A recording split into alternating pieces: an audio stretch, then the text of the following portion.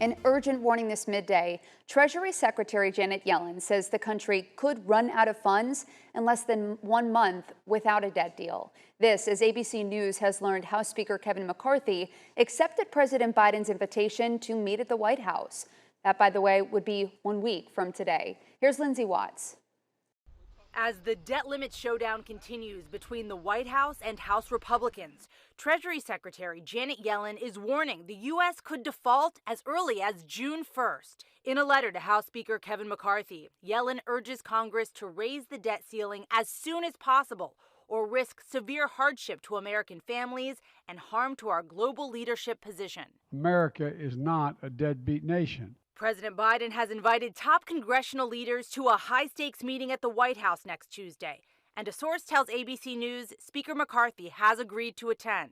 It comes after House Republicans passed a debt limit bill last week, allowing for a $1.5 trillion spending cap increase. The bill is passed. But only in exchange for nearly $5 trillion in spending cuts to Biden budget priorities, including student debt relief, veterans programs, and school grants. We've done our job.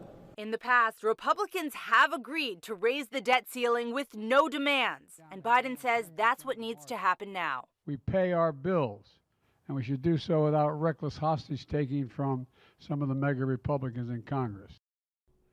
If the U.S. does default on its debt, the consequences would be dire. A halt to Social Security payments and military salaries, the U.S. credit rating being downgraded, which would spike interest rates. It would also tank the stock market, hurting 401ks and other investments.